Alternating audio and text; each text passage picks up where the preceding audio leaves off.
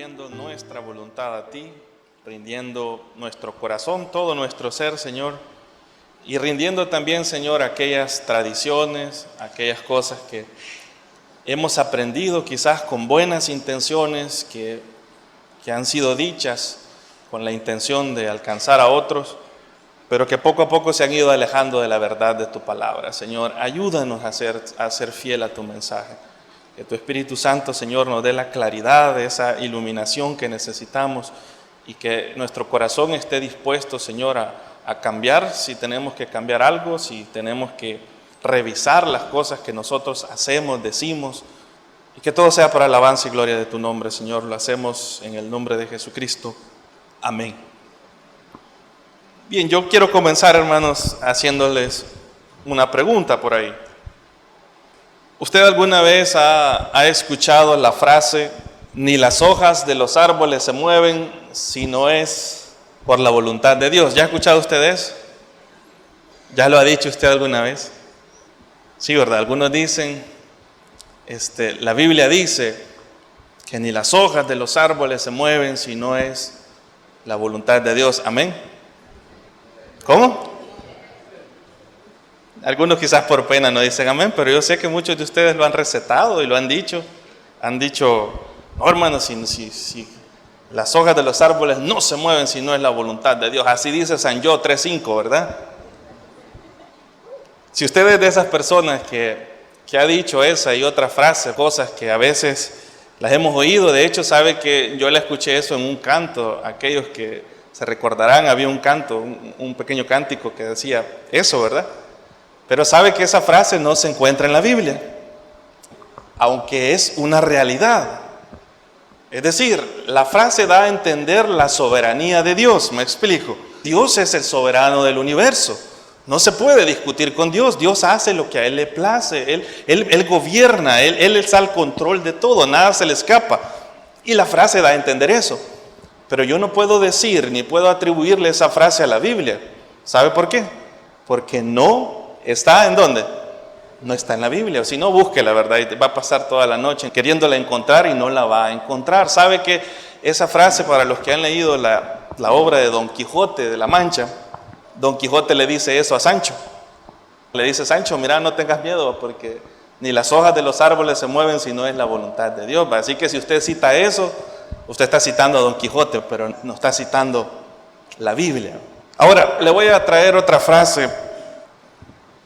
¿Alguna vez usted ha escuchado a un evangelista, ha escuchado a un predicador, a un pastor, a un maestro, al dirigirse a la gente, a los inconversos, a los no creyentes, que no han conocido a Jesús, no han creído en Jesús como su Salvador, decirles, usted para ser salvo necesita pedirle a Jesús que entre en su corazón?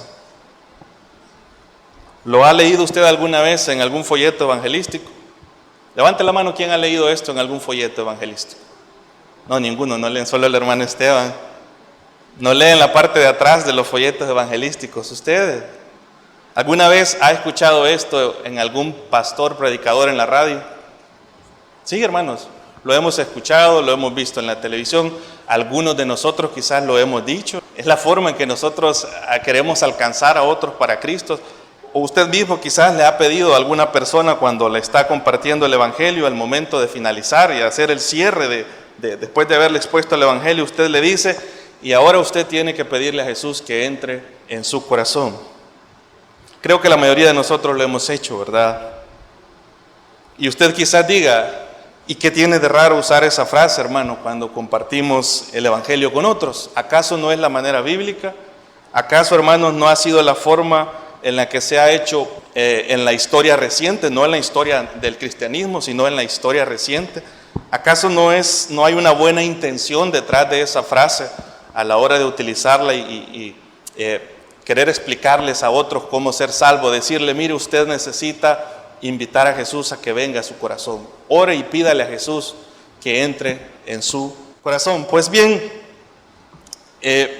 esta tarde, como cuerpo de ancianos, porque no es una decisión mía, es una decisión que nosotros todos en común acuerdo la tomamos por el bienestar, por el hecho de mantenernos fiel a la Escritura, por el hecho de que Dios va a bendecir, ¿sabe? No nuestros propios inventos, sino que Dios va a bendecir su palabra a la hora de poder predicar, de poder evangelizar. Por esa razón, hermanos, vamos a hablar de este tema. Vamos a ver si esa frase es una frase bíblica y si esa frase en verdad representa la única condición que Dios ha establecido en la Biblia de cómo una persona puede ser salva. De antemano, no saque piedra, ¿verdad? Yo sé que algunos de ustedes están ahorita que quieren lapidarme a mí, ¿verdad, hermano? Sacrilegio que está diciendo, o a saber qué locura va a decir. Le pido que no lo haga, que no se levante enojado tampoco, ¿verdad? Y diga usted, no, yo no voy a escuchar eso porque ahí se están alejando de la verdad. En ningún momento nos estamos alejando de la verdad. De hecho, estamos volviendo a lo que la palabra de Dios dice. Así que le voy a pedir con todo mi corazón y en el nombre del Señor Jesucristo, que usted deje que la Biblia le hable en esta tarde. No voy a ser yo, que la palabra de Dios le hable a su corazón y que Dios nos redarguya, el Espíritu Santo nos redarguya. Y si nosotros hemos estado malinterpretando el Evangelio, si hemos estado compartiendo el Evangelio con una buena intención, pero no de la manera que Dios lo ha establecido en la Biblia, que permitamos a Dios que haga esos cambios en nosotros. El tema para esta tarde, 7 razones que podemos encontrar en la Biblia por la cual una persona no necesita pedirle a Jesús o invitar a Jesús que venga a su corazón para ser salvo. Le dije, no saque piedra, ¿verdad? Cálmese. Vamos a dejar que sea la Biblia la que nos hable y no nuestra tradición, no porque aquí yo así lo he hecho, no porque así lo aprendí, porque así aparece en el folleto, porque así lo dice el hermano fulano de tal, sino que vamos a dejar que sea la palabra de Dios la que nos hable. Obviamente no creo que alcancemos a ver estas 7 razones, pero vamos a hacer el intento de cubrir la mayor parte de ellas. Abra su Biblia en el libro de los Hechos del Espíritu Santo, capítulo 16. Por si no llegásemos a cubrir todos los temas, le voy a mencionar de una vez, de entrada, las 7 razones que encontramos en la Biblia, porque no es necesario que alguien invite a Jesús a venir a su corazón para poder ser salvo. Razón número 1, ya vamos a ver en Hechos 16, pero se la voy a mencionar. ¿Sabe? La primera razón por la que no es necesario utilizar esa frase es por lo más básico, porque simple y sencillamente, así como la frase que ni las hojas de los árboles se mueven si no es la voluntad de Dios, no se encuentra en la Biblia. En ningún lugar de la Biblia usted va a encontrar ni a Jesús ni a ninguno de sus discípulos compartir el Evangelio y decirle a la gente, usted tiene que invitar a Jesús a venir a su corazón para ser salvo. Eso no se encuentra en la Biblia, ya lo vamos a ver. La segunda razón, hermanos, porque no es la manera bíblica en la que una persona se salva. Nadie se salva por repetir esa frase, nadie se salva por hacer una oración repitiendo esa frase. No es la manera de la Biblia de cómo una persona es salva. Tercero, porque cuando uno hace eso, sabe que hacer esa acción de repetir esa frase no requiere ningún entendimiento del verdadero evangelio de la gracia. Invitar a Jesús a venir a nuestros corazones no requiere que nosotros entendamos el evangelio, ¿sabe? 4, muchas veces, y si usted es sincero, usted se va a dar cuenta que en la experiencia de muchos de ustedes, al igual que fue en la experiencia mía, esa frase confunde los medios de la salvación con los resultados de ser salvo. Eso lo que hace, hay una frase común que dice que pone la carreta delante de los bueyes. Es decir, no es el orden, o sea, se invierte el orden de lo que Dios ha establecido ahí.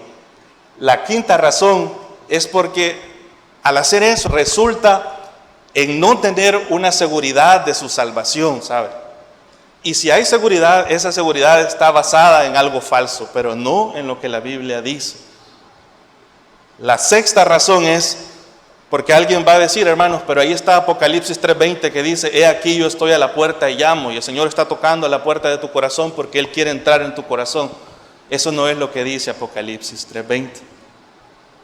La séptima razón, para aquellos que son padres, que tienen hijos, para aquellos que son maestros y tienen a su cargo a niños en la escuela dominical, en la enseñanza, en sus grupos, esa frase no clarifica la condición de salvación, ¿sabe?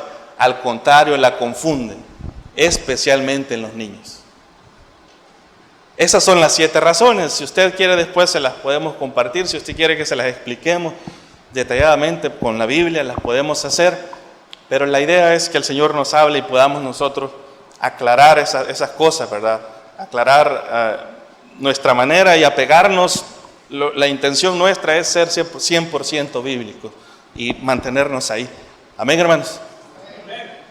Primera razón, hermanos, usted no necesita pedirle a Jesús que entre en su corazón, porque esa frase no se encuentra en la Biblia, aunque usted no lo crea. Busque esa frase como tal en la Biblia y usted no la va a encontrar. En ningún lugar de la Biblia va a encontrar un ejemplo donde una persona haya sido instruida que para recibir la salvación eterna tenga que pedirle a Jesús que entre en su corazón. En su Biblia eso no va a estar ahí. Vea, le dije que buscara Hechos 16. Vamos a leer versículos del 25 en adelante.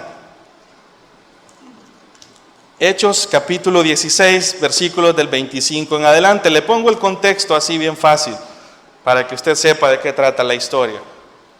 Usted recuerda que ahí hay 2 personajes. De hecho, Tito estuvo hablando ahí cerquita del pasaje hoy por la mañana. Hay 2 personajes ahí, Pablo y Silas, que han sido encerrados, han sido llevados a prisión y puestos en la parte más profunda y amarrados con cepos por una sola razón, ¿sabe? No porque fueran delincuentes, no porque anduvieran haciéndole mal a la gente, sino porque andaban predicando el Evangelio. Esa es la razón por la que Pablo y Silas han sido encerrados ahí. Pero algo va a acontecer en eso y sin duda es el accionar de Dios ahí. Dios envía un terremoto de manera sobrenatural porque solo Dios puede hacer eso. La gente estaba orando por ellos, sin duda alguna los hermanos a su alrededor oraban por ellos y Dios va a obrar con un terremoto ahí, un terremoto de tal magnitud que las puertas de la prisión, aún la parte más honda donde estaba Pablo y Silas, dice la Biblia que se van a abrir y se le van a abrir los grilletes a los presos para poder salirse. Y en ese contexto va a ocurrir lo que vamos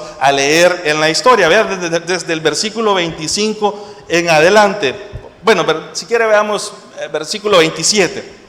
Dice ahí, despertando el carcelero y viendo abiertas las puertas de la cárcel por el terremoto, ¿verdad? Porque ya dijo, estos se me escaparon.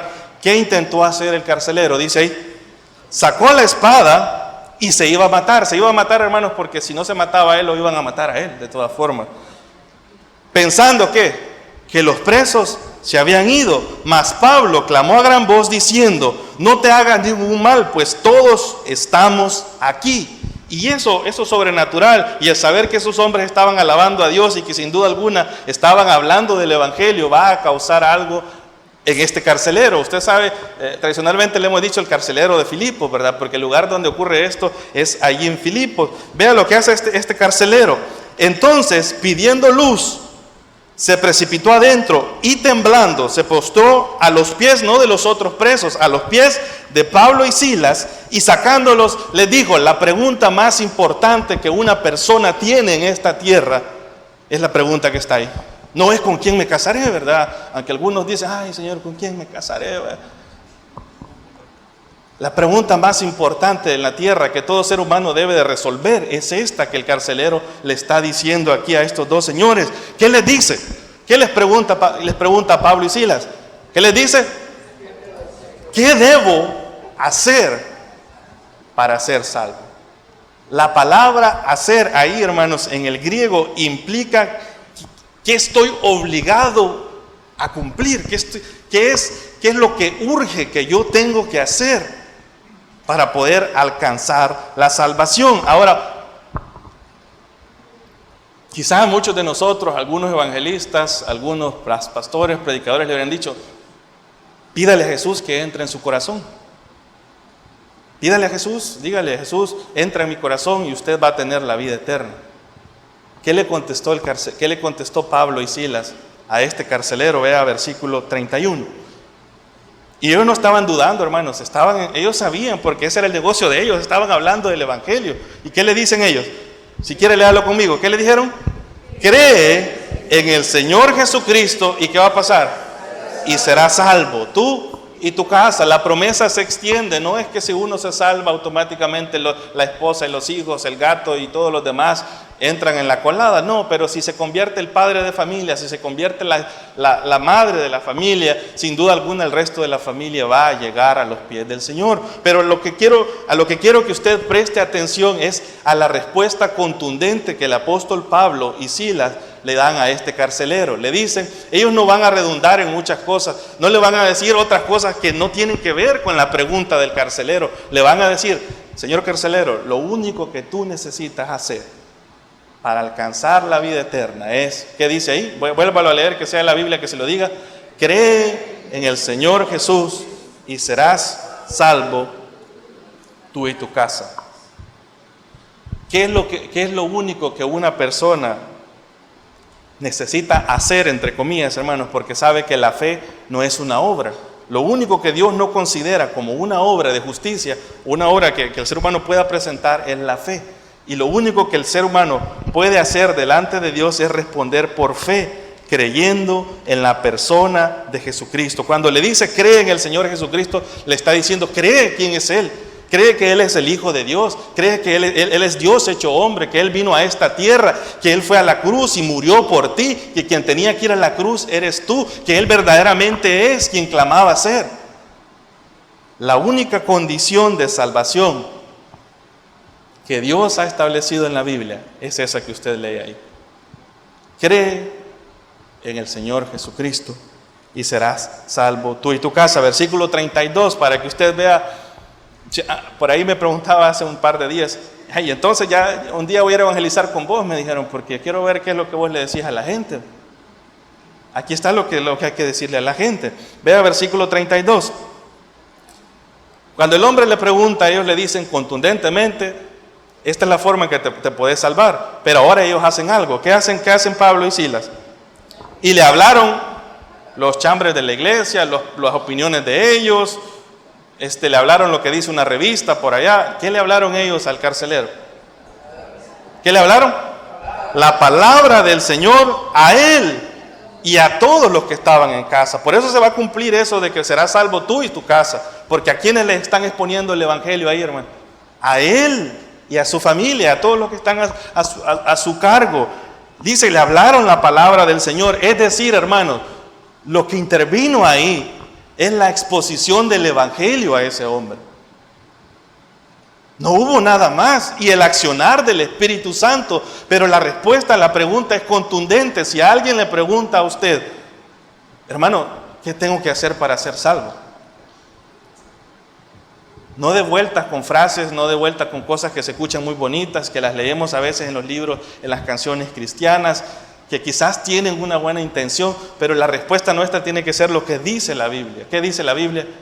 Cree en el Señor Jesucristo y serás salvo tú y tu casa, ¿verdad? Usted conoce el resto de la historia, ¿verdad? Ya en el versículo 31, ellos le exponen la única condición de salvación. En el versículo 32 le exponen el evangelio. En ese momento el Espíritu de Dios obra en el carcelero y en toda su familia, y todos creen, porque la señal ahí de que ellos creyeron es lo que va a decir en los versículos siguientes. Dice que al instante, ¿qué hicieron ellos? Se bautizaron. No vamos a hablar del bautismo. El bautismo no es una condición para ser salvos. ¿Sabe por qué se bautizaron ellos? Porque ya eran salvos. ¿Y por qué eran salvos? ¿Porque habían invitado a Jesús a venir a su corazón? No, porque habían creído que Jesús era quien decía ser. Habían reconocido a Jesús como su Salvador, si había una forma para salvarse, era a través de Jesús, descartando cualquier cosa, descartando sus buenas obras, descartando sus trasfondos moralistas. Solamente Jesús es el único que puede ofrecer eso, hermano. Usted no va a encontrar en la Biblia ningún versículo donde Jesús le diga a los no creyentes, si quieres ser salvo, tienes que invitarme a que yo entre en tu corazón. O si no, dígame. Dígame cuando Jesús les hablaba a los no creyentes, a los inconversos, ¿a qué los incitaba Jesús a hacer? ¿A que lo invitaran a Él a entrar a su corazón? No, ya lo vamos a ver en la Biblia. Jesús no hacía eso. O alguno de los apóstoles enseñó que para que una persona sea salva y vaya al cielo, tenga que repetir una oración invitando a Jesús a que venga y entre a su corazón. Y después de que Él ha entrado en su corazón, entonces es salvo.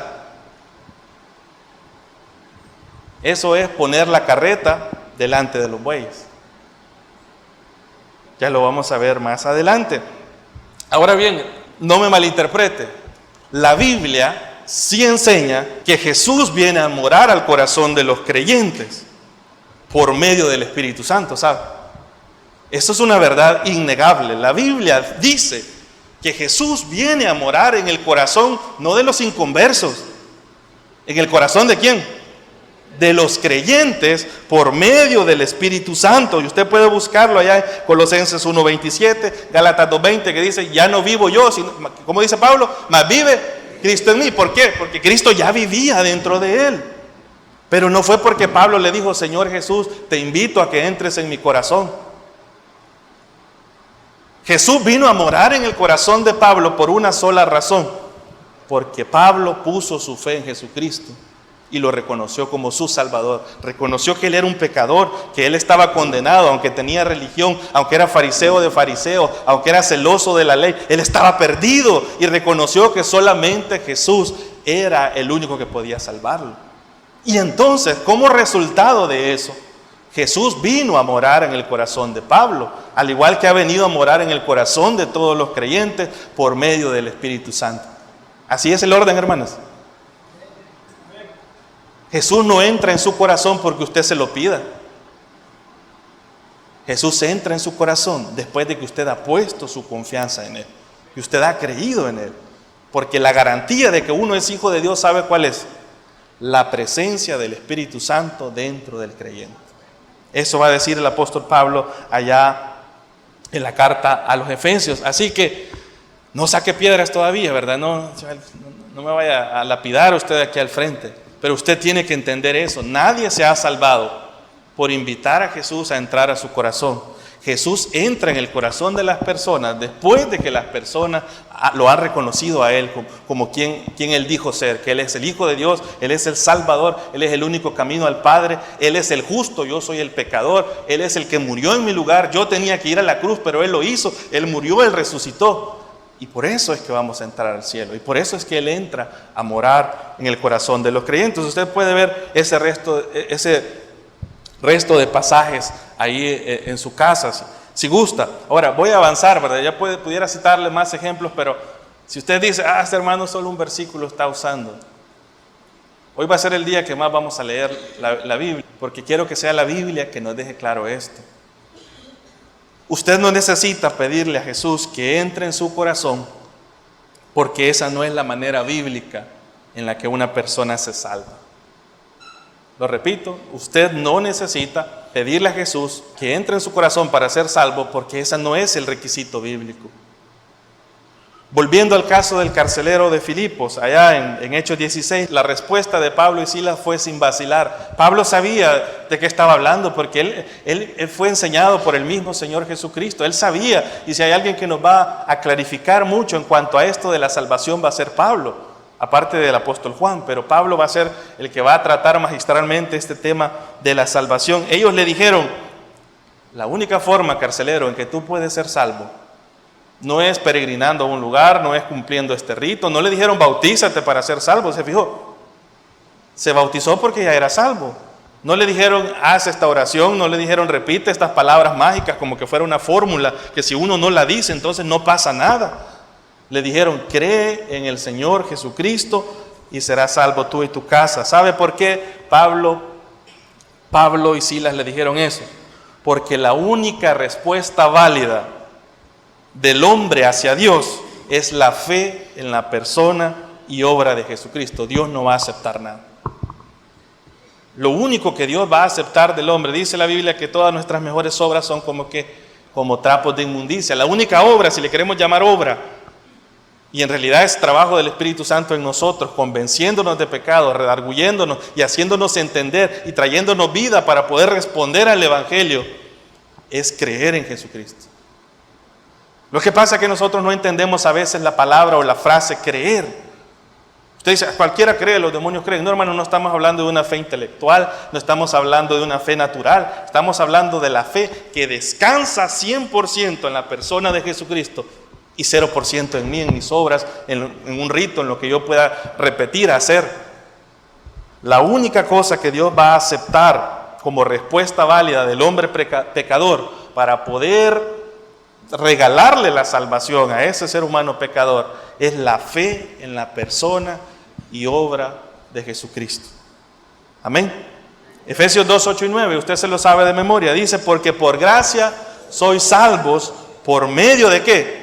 De la fe en Jesucristo. Y esto no de vosotros, no es cosa que diga, yo busqué al Señor, ¿verdad? Es que yo andaba interesado. No, esto no es de vosotros, dice, pues es un regalo de Dios. No es por obras para que nadie se gloríe. No es por obras para que nadie se gloríe.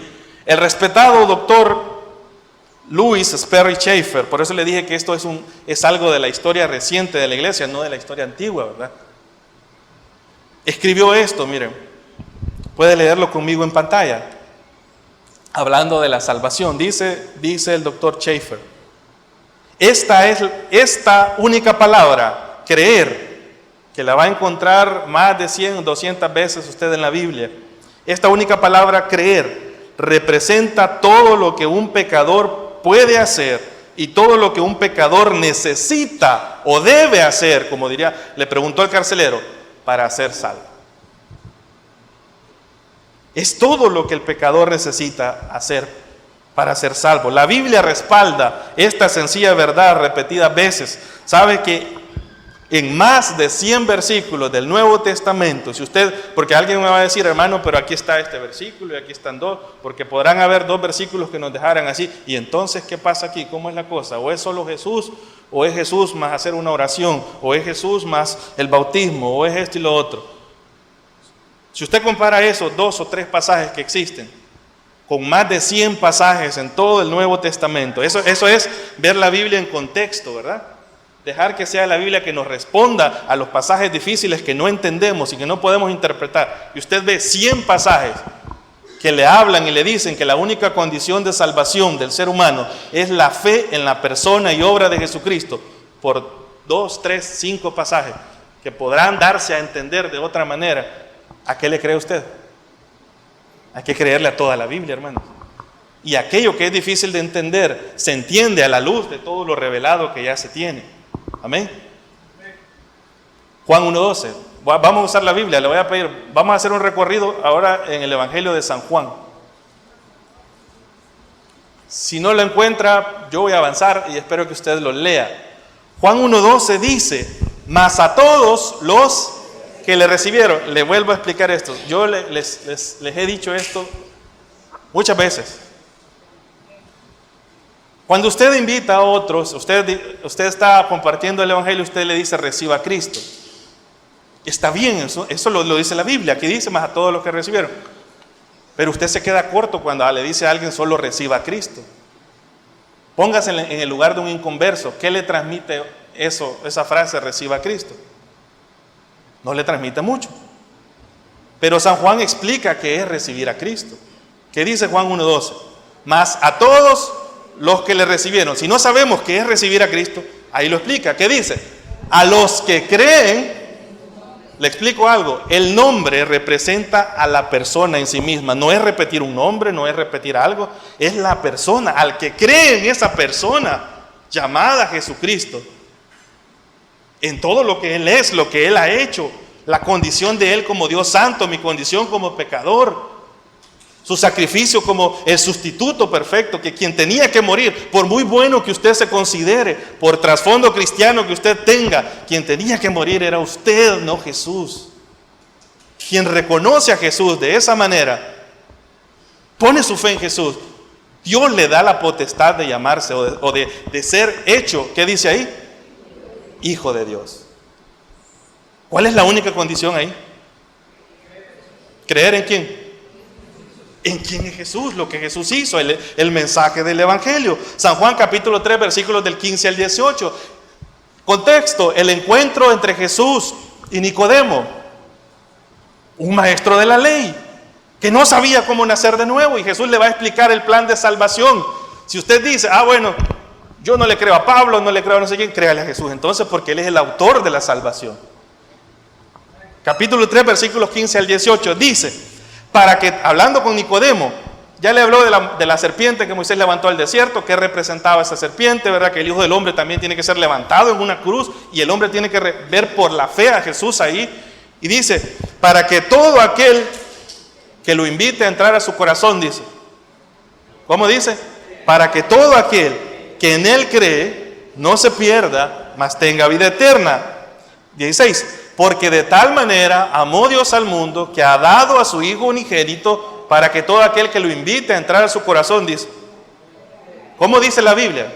Para que todo aquel que en Él cree no se pierda, mas tenga vida eterna. Versículo 17. Porque no envió Dios a su Hijo para condenar al mundo, al contrario, sino para que el mundo sea salvo. La única forma de ser salvo es por medio de ¿quién? Por medio de Cristo. Versículo 18, si usted dice, pero no me queda claro. El que en Él cree, o dice ahí el que lo invita a Él a entrar a su corazón, dice la Biblia. El que en Él cree, ¿qué pasa con esa persona? No es condenado. Ahora, ¿quién se condena, hermano? El que no viene a la iglesia, el que no repitió esta oración, el que no. ¿Quién es el que se condena? El que no cree ya ha sido condenado. Es algo que ya, la condición en la que todos nosotros nacemos. ¿Por qué se condena? Dice Juan. Porque no ha creído en la persona del unigénito Hijo de Dios. Capítulo 3, versículo 36. Dice, el que cree en el Hijo, ¿qué tiene? Tiene vida eterna. Pero el que se rehúsa a recibirlo, dice, el que se rehúsa a invitarlo a su corazón, el que se rehúsa a creer en el Hijo, no verá la vida, sino que la ira de Dios está sobre él. San Juan capítulo 5, versículo 24. De cierto os digo, y aquí está, usted dice, ¿cómo ocurre la salvación? No hay salvación sin predicación del Evangelio. Ni con películas, ni conciertos cristianos, ¿verdad? Dice ahí, de cierto os digo, el que oye mi palabra y Dios produce algo en él, dice ahí. Y dice, y cree al que me envió, tiene vida eterna y no vendrá a condenación, mas ha pasado de ser un muerto a vida eterna. Ha pasado de muerte a vida. San Juan capítulo 6, versículo 40. ¿Qué es lo que Dios espera de todos los seres humanos? Se lo leo. Y esta es la voluntad del que me ha enviado. O sea, ¿cuál es la voluntad del Padre? Que todo aquel que ve al Hijo, ¿y qué tiene que hacer? ¿Cuál es la respuesta, hermano? Usted dice, hermano, pero eso solo es una frase, hermano. Mire, Dios no va a bendecir aquello que no sea su palabra. ¿Qué dice ahí? Y esta es la voluntad del que me envió, que todo aquel que ve al Hijo, ¿y qué hace la persona? Y cree en Él, tenga vida eterna, y yo le resucitaré en el día postrero. San Juan 6:47, más adelante. Por eso que usted ha escuchado que el primer libro de la Biblia que un nuevo creyente debe leer es el Evangelio de San Juan, porque ahí está la seguridad de su salvación. Dice, de cierto os digo, ¿qué dice Jesús? El que cree en mí, ¿qué pasa? Tiene vida eterna. 8:24. Por eso os dije, oiga bien, esto es bien fuerte, y todas son palabras de Jesús, hermano. Por eso os dije que moriréis en vuestros pecados. ¿Por qué? Porque si no creéis que yo soy, ¿sabe qué les está diciendo? Jesús se está comparando con el yo soy del Antiguo Testamento. Le dice, señores, ese Jehová que Moisés les reveló allá en Éxodo 3, yo soy ese Jehová. Si ustedes no creen que yo soy ese, si no creéis que yo soy, en vuestros pecados moriréis. ¿Qué es lo que condena a una persona, hermano? Es que ese gran malía, ¿verdad? Que ese hombre no tiene perdón de Dios. El único que no tiene perdón de Dios es el que se rehúsa a creer en Jesús. San Juan 11, versículos del 25 al 26, contexto, la muerte de Lázaro, el amigo de Jesús. Jesús está hablando con Marta. una de las hermanas de Lázaro. Y mire, Jesús le va a decir aquí, mira muchachita o mira amiga, yo veo que vos no has creído en mí. Vea lo que le dice. Le dijo Jesús, yo soy la resurrección y la vida. ¿Y qué le dice Jesús? El que cree en mí, aunque esté muerto, vivirá. Y todo aquel que vive y cree en mí, ¿qué promete Jesús? No morirá eternamente. Mire la pregunta de Jesús. Le dice, ¿me vas a invitar a entrar a tu corazón, Marta? ¿Qué le dice Jesús a Marta? ¿Crees esto, Marta? Probablemente esta mujer todavía no había entendido eso de Jesús, hermano. ¿Crees esto? Le dice. San Juan capítulo 20, versículos 30 y 31. Dice San Juan, terminando la escritura de su evangelio, dice San Juan, ¿quieren saber por qué escribí este evangelio? ¿Quieren saber por qué me tomé el tiempo yo de tomar las historias de Jesús, las palabras de Jesús, los milagros de Jesús? ¿Quieren saber cuál es mi intención? Mi intención no es hacerme famoso yo, dice Juan. Mi intención es una sola. Dice versículo 30 y 31. Hizo además Jesús muchas otras señales en presencia de sus discípulos, las cuales no están escritas en este libro. Pero estas se han escrito. ¿Cuál es el propósito? Dice Juan. Para que inviten a Cristo a entrar en sus corazones. ¿Para qué dice Juan que se ha escrito la Biblia ahí? Para que creáis que Jesús es el Cristo, el Hijo de Dios. Y mire, aquí está. Y creyendo, ¿qué tiene la persona que cree en Jesús, que Él es el Hijo de Dios, que Jesús murió por sus pecados, que solo Jesús lo puede salvar, que descarta cualquier cosa, solamente la obra terminada y perfecta de Cristo? ¿Qué dice? Tengáis vida en su nombre, en su persona, en la persona de Jesucristo. Gálatas 2:16, si quieres léalo aquí conmigo. Quería ir en orden así, ¿verdad? Pero no vamos a terminar si vamos por los más de 100 pasajes donde dice esto. Gálatas 2:16, el apóstol Pablo dice, sabiendo que el hombre no es justificado por las obras de la ley, sino, ¿por qué se justifica el hombre? Dice, por la fe de Jesucristo. ¿Qué ha hecho Pablo y todos los discípulos y todos los creyentes a lo largo de la historia? ¿Qué han hecho? Nosotros también hemos invitado a Cristo a venir a nuestros corazones, dice. ¿Cómo dice? Nosotros también hemos creído en Jesucristo. ¿Para qué? Para ser justificados por la fe ¿de quién? De Cristo, y no por las obras de la ley, por cuanto por las obras de la ley nadie será justificado. Romanos capítulo 3, versículos del 21 al 22. Mire, si solo Romanos hubiera usado yo, no terminamos ahora, pero solo voy a usar este pasaje de Romanos. Dice ahí, pero ahora, aparte de la ley, se ha manifestado la justicia de Dios, testificada por la ley y por los profetas. ¿Qué es lo que Dios había testificado? Ya hemos visto eso para los que han estado en los estudios en la mañana. ¿Cómo es que Dios les ha testificado de Jesucristo ahí? ¿Qué dice? La justicia de Dios por medio de ¿qué? De la fe en ¿quién? En Jesucristo, para todos los que le piden a Él que entre a su corazón. ¿Para quiénes dice? Todos los que creen en Él, porque no hay diferencia. Y Pablo va a seguir explicando ahí. Solo hasta aquí, hermanos, saque la cuenta. Hemos leído alrededor de unos 16 versículos. ¿Quiere más evidencia usted de eso?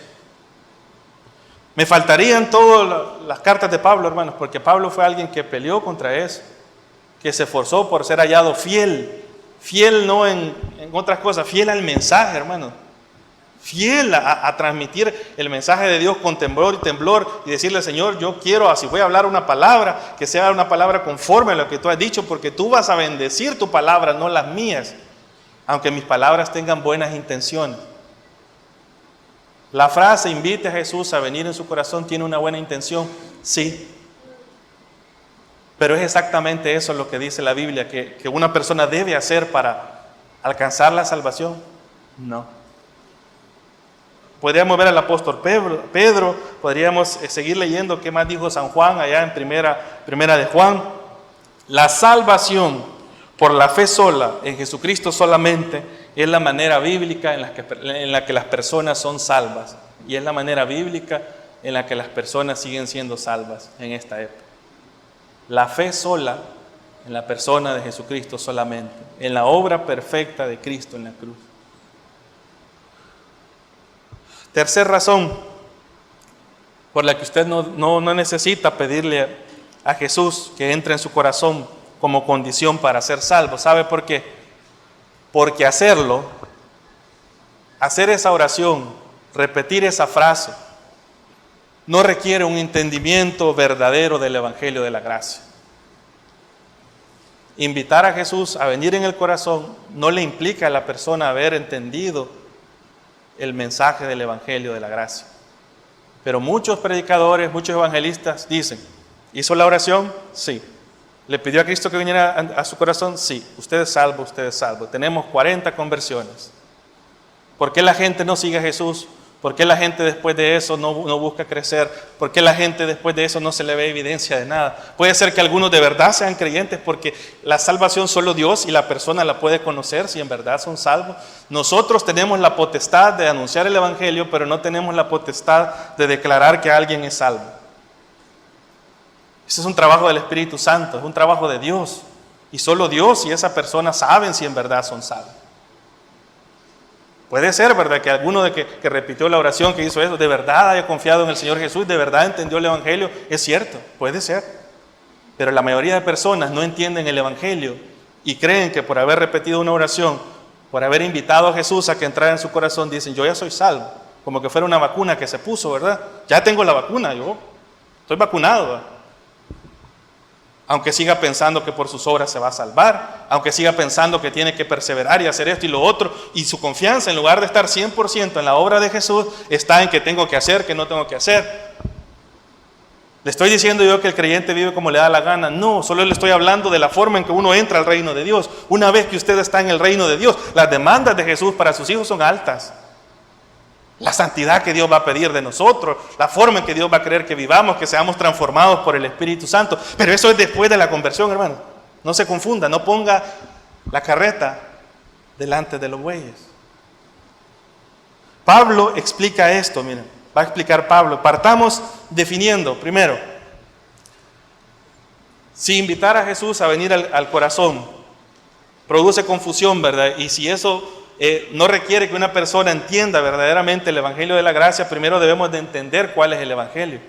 El Evangelio no es ir a hablar de la Iglesia Misión Centroamericana.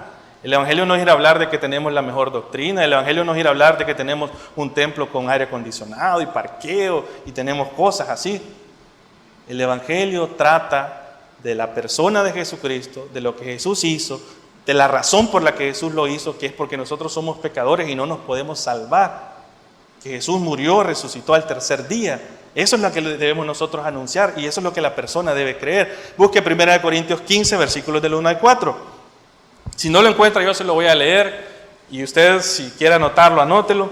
Dice, además os declaro, dice Pablo, hermanos, el Evangelio que os he predicado. Esto es lo que Pablo predicaba. ¿Qué le enseñaba Pablo a la gente en cuanto a Jesús? ¿Qué predicaba Pablo en cuanto a Jesús? Este Evangelio, el cual también recibisteis, en el cual también perseveráis, por el cual asimismo, si retenéis la palabra que os he predicado, sois salvos, si no creéis en vano. No voy a explicar esa frase porque Pablo está hablando ahí de aquellos que no creen en la resurrección y los está combatiendo ahí, pero no, o sea, mi objetivo no es explicarle ahí si la salvación se pierde o no se pierde, no, avance al versículo 3, porque primeramente os he enseñado, este es el Evangelio, hermano, ¿qué es lo que vamos a compartir? Es esto, primeramente os he enseñado, no lo que se me ocurrió a mí, lo que escuché del pastor, del otro pastor, del que dio el seminario, del que dio allá. Dice que Cristo murió por nuestros pecados conforme a las Escrituras y que fue sepultado y que resucitó al tercer día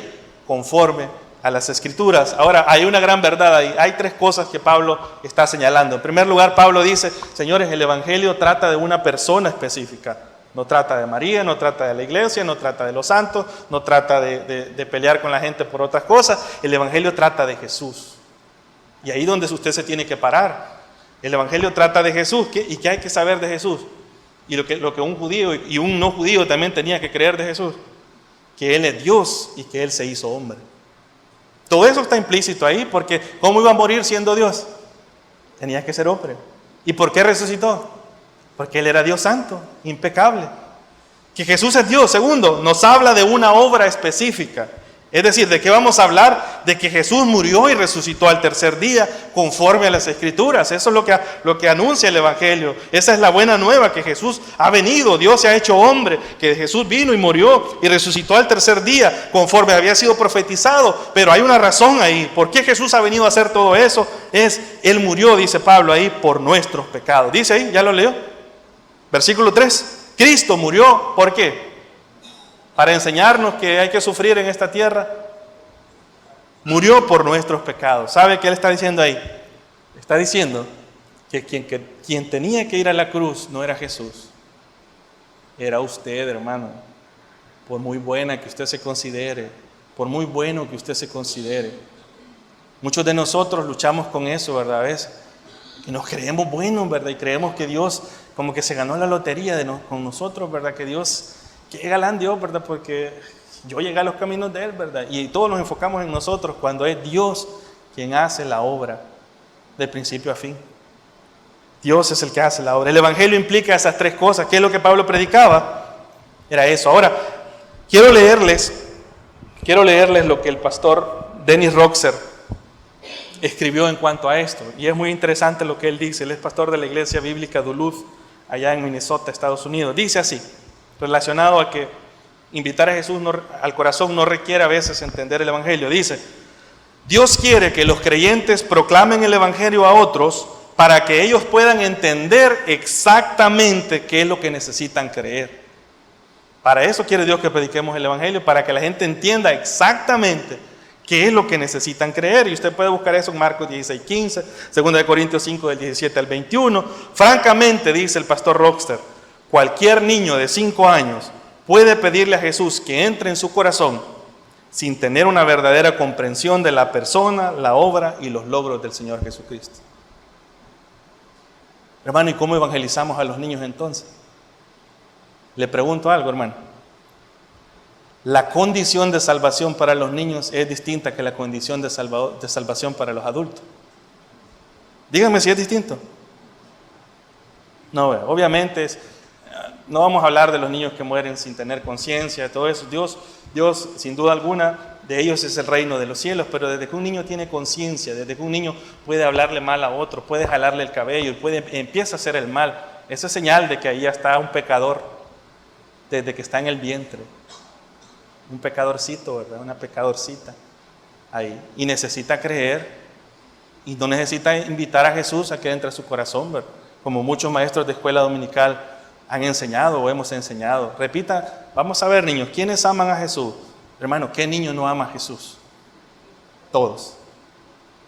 Ahora, vamos a decirle, Señor Jesús, yo te invito a que entres en mi corazón, que te quedes conmigo en mi corazón. Y el niño empieza a creer. ¿Sabe qué cree el niño? Y esto los que conocen del desarrollo de los niños sabrán, los niños no entienden cosas abstractas. Los niños creen que Jesús de verdad está aquí. Y si a un niño le hacen un trasplante, dicen, ay, me van a quitar a Jesús, ¿verdad? Porque aquí estaba y me lo quitaron y me van a poner el del otro. Usted tiene que ser claro al anunciar el Evangelio aún con los niños. Sigo leyendo lo que dice el pastor Roxter. Un niño puede invitar a Jesús y ni siquiera haber entendido, comprender quién es Jesús, la obra de Jesús, los logros de Jesús para con Él, ni puede entender la libertad y el hecho de que la salvación dura por los siglos de los siglos por medio de la gracia maravillosa de Dios, aparte de nuestras obras religiosas. Sigo citando al pastor Roxer. A lo largo de los años, dice él, esa es experiencia de él, he hablado a centenares de personas en cuanto a su salvación y he descubierto que cuando les hago 3 preguntas básicas, normalmente ellos revelan su falta de entendimiento del plan de gracia de Dios sobre la redención. Ellos revelan que no han entendido el Evangelio. Usted dice, hermano, ¿cuáles son esas 3 preguntas que el pastor Roxer le hace a las personas? Él las comparte aquí, le pregunta, si murieras en los próximos 3 segundos, ¿sabes con seguridad si irías al cielo? Si Cristo estuviera en la puerta del cielo y te hiciera esta pregunta, ¿por qué debo dejarte entrar? ¿Qué le responderías a Cristo? ¿Hay algo que puedas hacer para perder tu salvación? ¿O es que puedes perder tu salvación?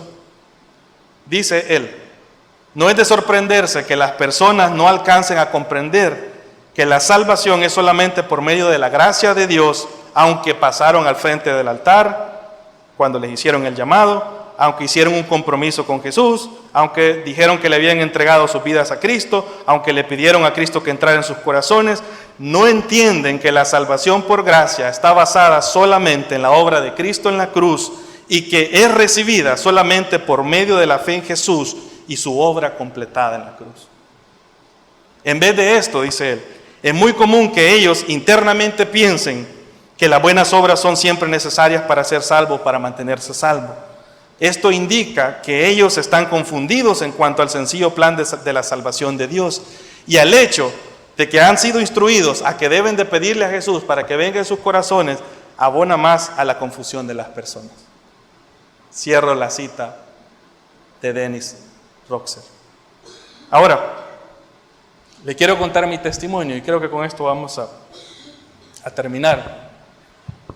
Creo que más adelante, sin duda alguna, se va a compartir con los hermanos de los grupos. Si alguien tiene dudas, podemos hablar sobre esto. Podemos hablar con la Biblia sobre esto. Le voy a contar mi testimonio. Le voy a contar lo que me pasó, porque no les puedo hablar de alguien más, pero sin duda alguna estaba hablando con alguien por ahí y me dijo, eso es exactamente lo que me pasó a mí. Y creo que eso le ha pasado a muchos de ustedes. A la edad de 11 o 12 años, me invitaron a una celebración navideña para los niños en la iglesia Gesiel. Yo todavía llegué a congregarme en la iglesia Gesiel, para los que conocen la historia de las iglesias locales aquí, ¿verdad? Me invitaron a una celebración navideña, ¿verdad? No recuerdo exactamente quién de los encargados fue el que predicó, no voy a mencionar sus nombres, pero sí recuerdo que hicieron una invitación al final. Y al final le pidieron a los niños, y eso sí lo recuerdo, preguntaron que cuántos amábamos a Jesús. Yo venía de un trasfondo católico, obviamente yo amaba a Jesús, hermano. Yo amaba a Jesús. Pidieron que los niños que amaban a Jesús cerraran sus ojos y que repitieran una oración y que invitaran a Jesús a que entrara en sus corazones. ¿Qué cree que hice yo? Tenía 11 años, casi entrando a 12, 11 años. Yo cerré mis ojos, repetí la oración, invité a Jesús a entrar en mi corazón y al final del evento pidieron que pasaran al frente todos los que habían orado de esa manera. ¿Quién oró de esa manera? Yo, venga, pasen al frente con nosotros. Y yo pasé y pasó mi hermano conmigo porque siempre andábamos juntos cuando estábamos pequeños.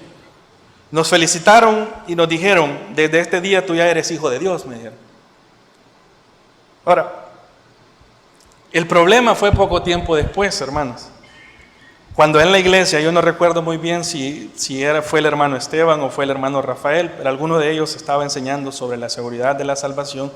Ellos empezaron a hablar de eso, de estar seguros, de creer, de estar seguros que si éramos salvos y de toda esa parte que la Biblia dice. Entonces, ¿sabe? Eso fue unos cuantos años después, quizás unos 2 años, ya a los 13, 14, 15 años. Yo empecé a dudar. Que yo decía en mi interior, ¿sabe qué? Porque quiero que entienda esto, ¿por qué viene la duda? ¿Sabe qué decía yo en mi interior? Yo decía, y de verdad hice la oración yo con todo el corazón. Primer duda, hice la oración yo con todo mi corazón. ¿Habré dicho las palabras correctas o me faltaron palabras que decir? Quizás tenía que haber dicho más. ¿Será que tengo que volver a recibir a Jesús, verdad? Llamémosle así. Pero ahora tengo que hacerlo delante de todos los hermanos porque la primera vez no fue válido y que todas esas dudas ocurren, hermanos, y sean sinceros y honestos. Aquellos que hemos crecido y hemos llegado al Evangelio, yo considero que llegué pequeño porque sabe que no había sido maleado por muchas cosas, gracias al Señor, ¿verdad? Muchos se han creado aquí y tienen esa confusión, no saben si son salvos, porque están pensando que si de verdad hicieron la oración, que si las palabras fueron las correctas, que si el acto fue el correcto, que si tiene que hacerlo de esta otra manera. Todo eso pasó en mi interior, hermanos. Eso yo nunca se lo dije a nadie. Pero hasta este punto, hermanos, ¿sabe? Yo no había comprendido el mensaje del Evangelio. Aunque me habían dicho que yo ya era hijo de Dios. Aunque había hecho una oración. Aunque había invitado a Jesús a entrar a mi corazón. Aunque todas esas cosas había pasado al frente. ¿Cuál es el problema con todas esas cosas? Dígalo sin temor. ¿Cuál es el problema con todas esas cosas? ¿Dónde está la obra de Cristo ahí?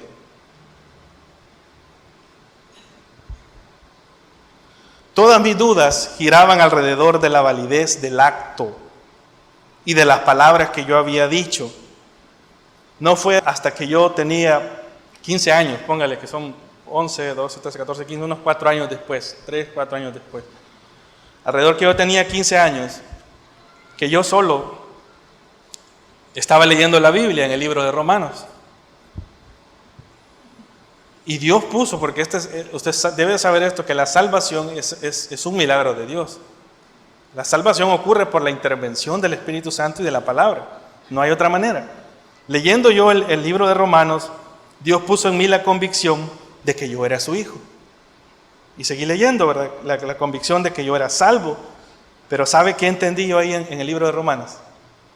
Yo entendí que yo no era salvo por haber repetido una oración, yo no era salvo por el acto en sí mismo de haber hecho algo ahí. Yo entendí que yo era un pecador y que el único que podía salvarme era Jesús. Y yo me evalué y dije, bueno, ¿y yo qué pienso? ¿Y cómo es la cosa? Y le dije, Señor, sí, tú eres mi Salvador. Sí, la obra tuya en la cruz es suficiente para presentarme salvo delante de tu Padre. Hermano, eso es distinto cuando usted confía en la obra de Jesús, cuando usted confía en la palabra de Dios. Pero sea sincero, ¿cuántos de nosotros le preguntan a alguien aquí? ¿Y usted es cristiano? Ah, no, yo cuando tenía 5 años hice la oración. Va alguien a ver a un moribundo y los hermanos vamos y de repente sale campante. Va. No se preocupen, hermanos. Hizo la oración conmigo.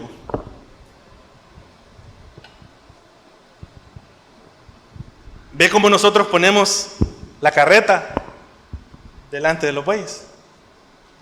Se salva a alguien por repetir una oración. Yo no le estoy diciendo que no tenga que orar, hermanos, pero el problema es cuando la gente pone su fe no en Cristo y en su obra terminada, sino en un acto y dice, yo oré, yo lo invité, yo hice tal cosa. Y el evangelio es, Él vino, Él murió, Él resucitó, Él me buscó, Él me transformó, Él me convenció con el Espíritu Santo, con su palabra. ¿Ve los enfoques de la gente? ¿Por qué dudamos nosotros de nuestra salvación? ¿Sabe por qué? Porque estamos pensando en nosotros.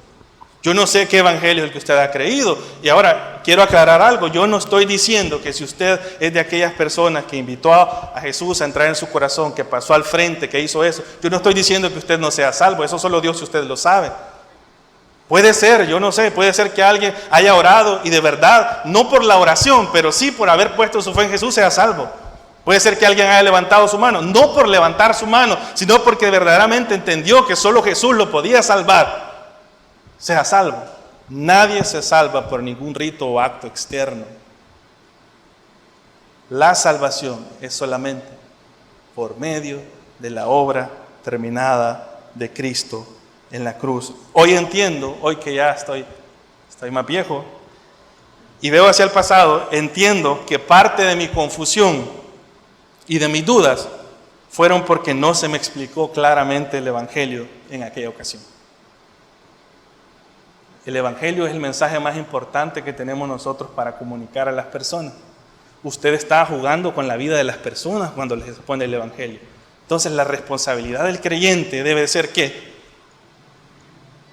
Decirle, Señor, quiero mantenerme apegado a tu palabra. Voy a hablar tu palabra, lo que tú has dicho. Voy a usar tu palabra, no mis pensamientos, no las frases, por muy bonitas que alguien las use, por muy buena intención. Sabe que estaba tratando de hacer el tracking de desde cuándo se usó esa frase.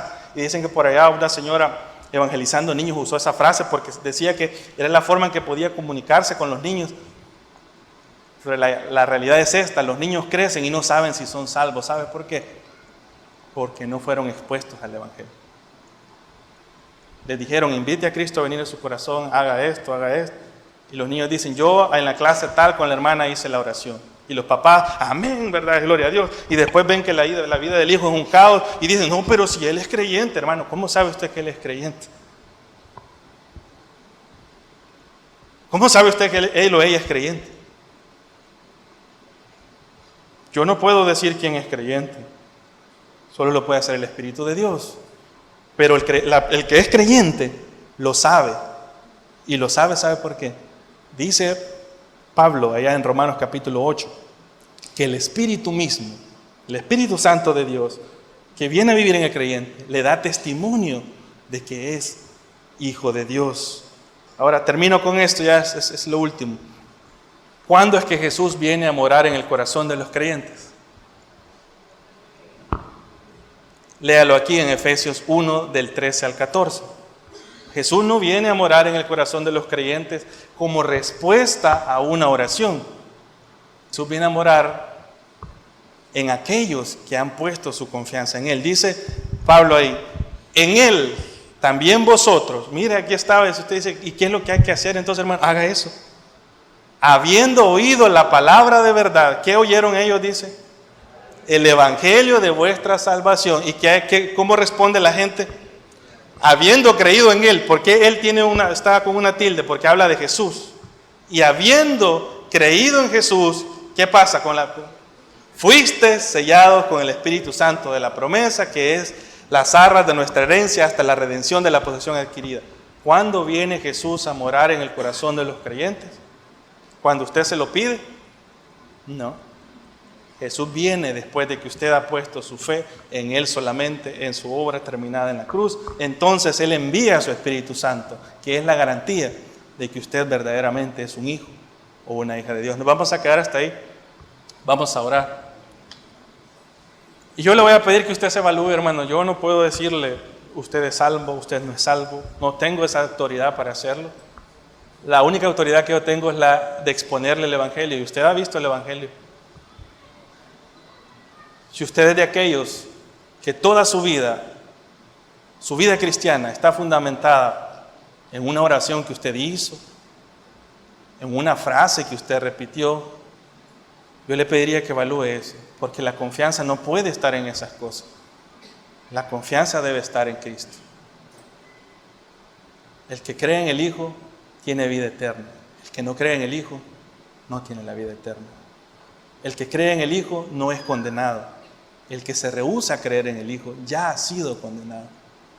Porque de tal manera amó Dios al mundo que ha dado a su Hijo unigénito, para que si usted cree en Él, no se pierda, mas tenga vida eterna.